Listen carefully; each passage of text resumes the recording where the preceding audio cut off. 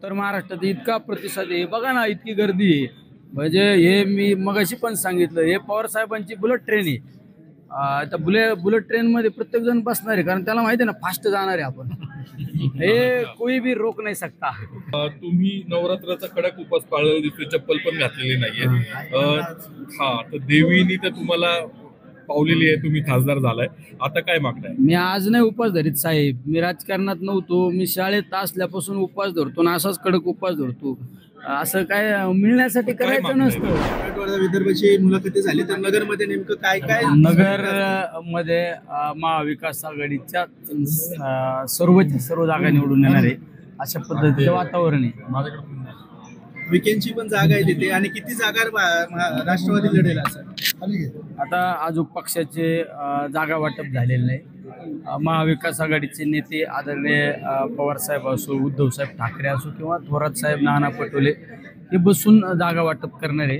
पण मी या सगळ्या प्रक्रियेतला एक छोटा घटक म्हणून एक सांगू शकतो की जिल्ह्यामध्ये सगळ्याच्या सगळ्या, काय माझं वाक्य अंडरलाईन करून घ्या, नगर जिल्ह्यातल्या सगळ्या जागा महाविकास आघाडीच्याच निवडून येणार आहे. मध्ये तुमच्या पत्नी थांबणार अशा चर्चा आहेत, आज ते इच्छुक आहेत का? मुलाखत नाही, मला काही माहिती नाही अजून, मी विचारलं पण नाही, कारण माझ्या मग सध्या नवरात्राचा कार्यक्रमाची धावपळ चालू असल्यामुळं माझ्या समोर तर काही इच्छा व्यक्त नाही केली.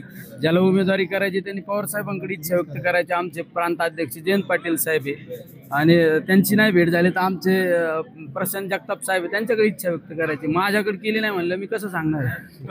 मराठवाड्यात परवाच्या इच्छुकांच्या मुलाखती झाल्या, मराठवाड्यातला मोठा प्रतिसाद मिळाला.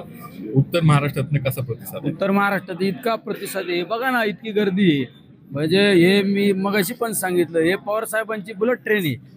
आता बुलेट ट्रेन मध्ये प्रत्येक जण बसणार आहे, कारण त्याला माहिती आहे ना, फास्ट जाणार आहे आपण. हे कोई भी रोक नाही सकता. आज आयाराम गयाराम पण येताना पाहायला मिळत आहेत, विरोधी पक्षातले लोक निष्ठावंतांचं काय आता? नाही, तसा काय प्रकार नसतो. आपल्याला वेगवेगळ्या पद्धतीने चित्र रंगवलं जातं. पवार साहेब इथे, पवार साहेब प्रत्येकाला त्याची चौकशी करून त्याचं सगळी तपासणी करूनच पवार साहेब निर्णय घेणार आहे ना. पवार साहेबांचा निर्णय म्हणजे अचूक निर्णय असतो. आमचे प्रांताध्यक्षांचा ते डायलॉगच आहे, टप्प्यात आल्यावर बरोबर तसा अचूकच निर्णय होणार आहे, असं कोणाला बोलायला काही सापडणार नाही.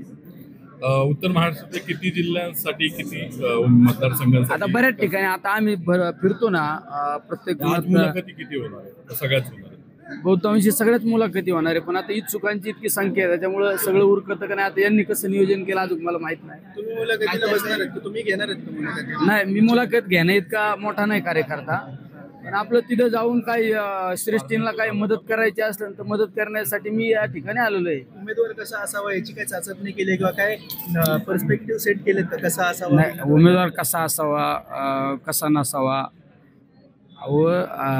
पवार साहेब ते देशाचे नेते आहे, आणि पवार साहेबांचा जे प्लॅनिंग आहे ते कोणाचंच प्लॅनिंग नसणार आहे. त्याच्यामुळं पवार साहेब जो निर्णय घेतील तो योग्यच असणार आहे, आणि जो उमेदवार देतील तो सुद्धा योग्यच असणार आहे. आमचे प्रांताध्यक्ष सुद्धा एकदम चतुर आहेत. श्रीगोंद्याच्या जागेचा एक वाद आहे. राऊत साहेबांनी, शिवसेनेने देखील त्यांचा उमेदवार असणार असल्याचं जाहीर केले, त्यांना ती जागा मिळणार आहे असं त्यांचं म्हणणं आहे. परिस्थिती अजून महाविकास आघाडीची जागा वाटपच ठरलेली नाही, आणि तो निर्णय कोण घेणार आहे? आदरणीय पवार साहेब असो, शिवसेनेचे नेते उद्धव साहेब ठाकरे आणि काँग्रेसचे थोरात साहेब असो, नाना पटोले हे निर्णय घेणार आहे. त्यामुळे या निर्णयावर, जागा वाटपावर माझ्यासारख्या एखाद्या छोट्या कार्यकर्त्यांनी भाष्य करणं योग्य नाही. पूजा खेडकरच्या वडिलांनी आरोप केला विखे पाटलावरती, त्यांच्या विरोधात निवडणूक लढवल्यामुळेच त्यांनी सगळं त्रास दिला. बरोबर आहे ना. पूजा खेडकरच्या वडिलांनी त्या खेडकर साहेबांनी लोकसभेची निवडणूक लढवली, आणि लोकसभेची निवडणूक लढवल्यामुळे त्यांना त्रास देण्याचा प्रयत्न केला, चुकीच्या पद्धतीने त्यांना गुंतवण्याचा प्रयत्न केला. त्यांचा जो आरोप आहे ते योग्य आहे. एक शेवटचा प्रश्न, असं काय मिळण्यासाठी करायचं नसतं. आपली महाराष्ट्र हा साधू संतांचा एक धार्मिकता जतन करणारा राज्य आहे. त्यामुळे आपण सुद्धा कुठेतरी देवदेवतांसाठी काहीतरी उपवास केले पाहिजे ना. आणि मागायची काय करत नसते, मागायचं नाही, असं सेवा करीत राहायची. अरे देवी संहार नाही केले, देवीने राक्षसाचा संहार जरी केला असल्या तरी आम्हाला काय गरज नाही संहार करायची. आपलं सेवाभाव करीत राहायचं, सत्कार्य करीत जायचं. आणि तुम्ही पण नवरात्रात असं विचारणं चुकीचं आहे ना, सहाराचं नाही का विचारायला पाहिजे. थँक्यू. बरं, हे देऊन जा. हे माईक देऊ का तुझा?